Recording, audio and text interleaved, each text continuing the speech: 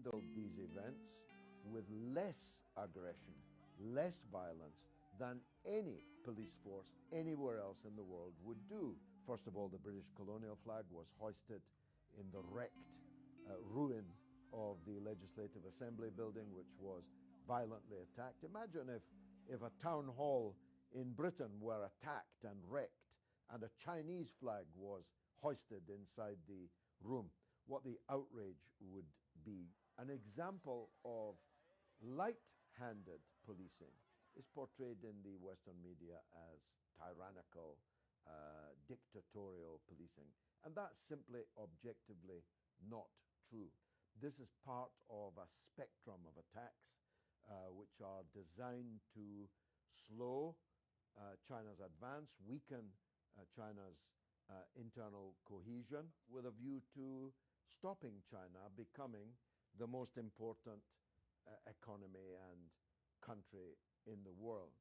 For the British state, they have never really accepted in their heart that their empire has gone and that Hong Kong is China. They have never really accepted that. They had to make the diplomatic withdrawal that they did in 1997, and they have tried ever since to keep as large a foothold on the people in the society and the economy in Hong Kong as they possibly could. Hong Kong is part of China. No foreign country should interfere in Hong Kong's internal affairs. We urge those foreign forces to respect China's sovereignty and security.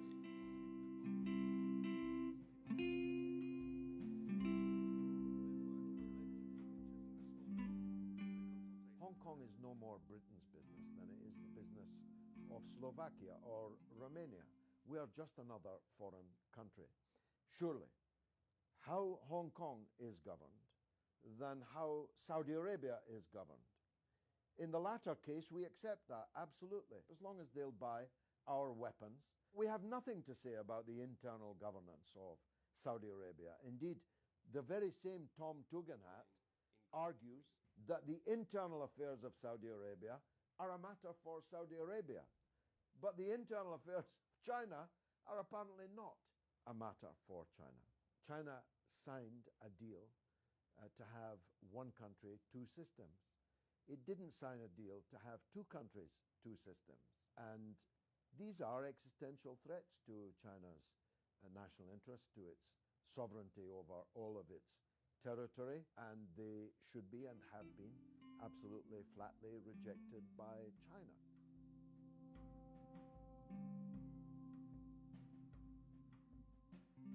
It's a masterclass in British hypocrisy, this one, because not only did we not give any democracy in 155 years to Hong Kong, we didn't even have democracy in our own country until 1929, when the last of the British women got the right to vote.